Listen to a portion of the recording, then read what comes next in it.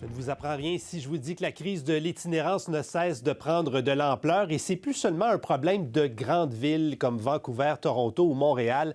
Les plus petites municipalités sont également à la recherche de solutions pour venir en aide aux personnes de plus en plus nombreuses qui n'ont pas accès à des logements. Une trentaine de personnalités publiques et d'intervenants du milieu signent aujourd'hui une lettre ouverte demandant la tenue d'un sommet sur l'itinérance au Québec en 2027. Une initiative de l'ancienne première ministre Pauline Marois qu'on a le plaisir de recevoir en compagnie de la mairesse de la ville de Gatineau, Maude Marquis-Bissonnette. Bonsoir à vous deux. Bonsoir, ça me fait plaisir de saluer la mairesse aussi de Gatineau. Bonsoir, Maude. Ça me fait plaisir de vous voir, Mme Marois. Bon, et on est content de vous réunir toutes les deux. Madame Marois, je commence avec vous. Qu'est-ce qui vous a Oui, poussé à faire cette sortie-là aujourd'hui? mon cœur. C'est un crève-cœur pour moi. À chaque fois que je vois des personnes dans la rue, des personnes qui tendent la main, des personnes qui vont dormir dans la rue, dans certains cas qui vont mourir dans la rue.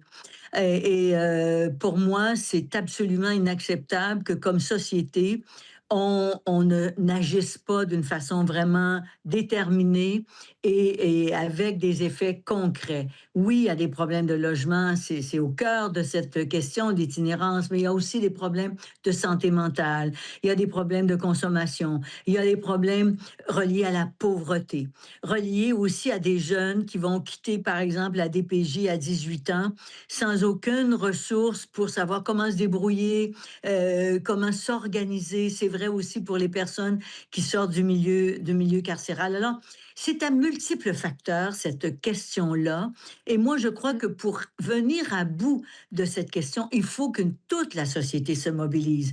Pas seulement le gouvernement, les municipalités, les organismes communautaires.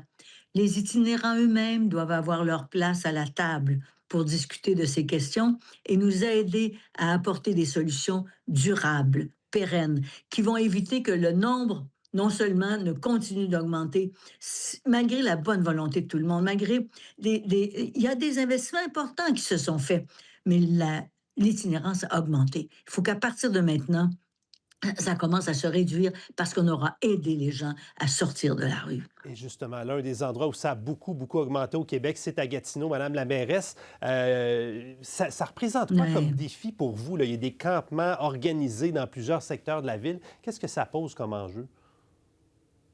Ben d'abord, je veux remercier Madame Marois pour sa prise de parole aujourd'hui parce qu'elle est importante et je pense qu'une prise de parole comme celle-ci a le potentiel de changer la tendance ou la courbe sur laquelle on est parce qu'elle l'a bien dit, malgré les efforts des villes, malgré les efforts du milieu communautaire, malgré tous les efforts qui ont été menés dans les dernières années, l'itinérance continue d'augmenter et c'est une menace pour la sécurité, la dignité des personnes dans la rue, mais disons-le aussi pour la sécurité des voisins, pour la cohabitation dans nos villes. C'est vraiment une grande, grande préoccupation. Donc oui, Gatineau est au front en matière d'itinérance. Dans le récent recensement, là, le premier, c'était 268 d'augmentation en 4 ans. On se situe encore aujourd'hui au-dessus de la moyenne nationale. Nous, on a pris le pari audacieux à plein d'égards. On a fait le premier projet de conteneur résidentiel au Québec. On a fait le premier plan de gestion des campements. Montréal et Longueuil, on a vu là, dans les dernières semaines, on a emboîté le pas puis on en est très heureux. On s'est inspiré de ce qui existait ailleurs. On continue d'agir, mais force est de constater que la collaboration de tous les paliers de gouvernement, de l'ensemble des acteurs du milieu communautaire est absolument requise si on veut imaginer une sortie de crise en itinérance. Est-ce que c'est ça l'enjeu en ce moment, Madame Marois? Tout le monde est un peu face à ce problème-là, trouve des solutions de son côté, mais il n'y a pas d'action concertée? C'est ça. Il y a beaucoup de bonne foi. Et puis, Mme la mairesse exprimerait très bien beaucoup de bonne foi. Les villes, les organisations communautaires, le gouvernement québécois. De partout, les gens agissent en essayant de proposer les solutions les plus adéquates. Mais force est de reconnaître qu'on a un problème de coordination. On a un problème d'intégration de l'action. Et ça exige, à mon point de vue, qu'on se parle. Qu'on se parle, qu'on s'assoie ensemble, qu'on décide des actions à mener, qu'on identifie c'est quoi les blocages, pourquoi ça avance pas au bon rythme. T'attends une réponse du gouvernement qui va prendre 1 mois et demi hein, à venir. Non, il faut que ça vienne la semaine suivante parce que il y a une urgence, puis on doit agir, puis on a les outils pour le faire sur le terrain. Alors, c'est tout ça qu'il faut être capable de mettre en branle et évidemment, Ça a l'air un peu particulier, dire vous allez vous asseoir autour d'une table pour un sommet. Non, on va travailler pendant 6 mois, un an à préparer le sommet, puis à se coordonner et à s'entendre. Et quand on va arriver, on va fixer des objectifs, on va fixer des plans d'action très concrets, puis on va surtout se donner un outil de coordination. Un outil où quelqu'un de haut niveau peut dire à une ville, on a un problème chez vous, là. Pouvez-vous parler à l'organisation qui est là? Puis capable de dire au gouvernement, ta mesure, là, elle fonctionne pas. Fait que qu'est-ce qu'on fait pour corriger, pour que ça marche, puis que ça fonctionne, puis que ça résolve un problème? Alors, moi, je rêve de cette rencontre au sommet où toutes les formations politiques vont être là, où les villes vont être là, les organismes communautaires et les itinérants eux-mêmes, ceux et celles qui s'en sont sortis, mais ceux et celles qui y sont encore. Parce que je pense qu'il n'y a pas de meilleur témoignage pour nous dire quels sont les problèmes qui sont vécus, quelles sont les difficultés qu'on rencontre, que ceux et celles qui sont au front. Oui, absolument. Avez-vous espoir, Mme Marquis-Bissonnette, on se dirige vers des élections au Québec, que cette sortie-là aujourd'hui, que le fait qu'on en parle justement, ça va mettre ça peut-être un peu plus haut dans la liste des priorités des partis politiques? Ah ben certainement. Puis je vois déjà que dans les dernières semaines, on en parle davantage d'itinérance. Puis on sent que c'est en train de devenir une priorité nationale. Et vraiment, je pense que la sortie d'aujourd'hui est un tournant.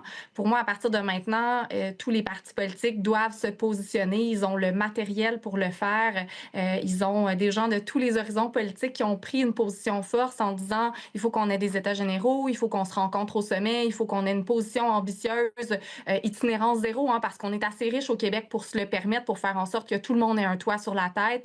Ah Les oui. villes, les municipalités sont derrière cette prise de position-là.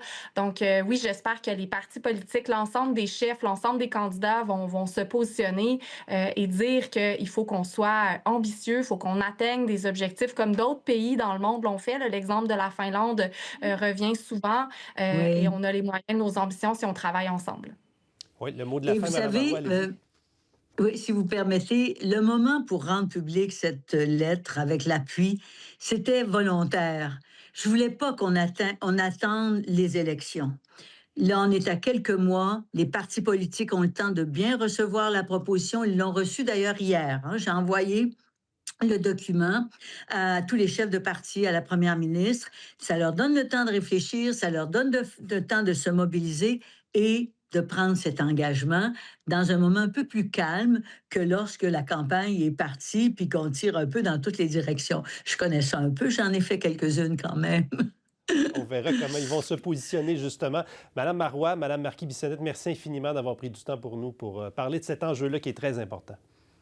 Ça m'a fait plaisir de rencontrer aussi Madame la mairesse. Bonne chance. Plaisir partagé. Merci. Merci.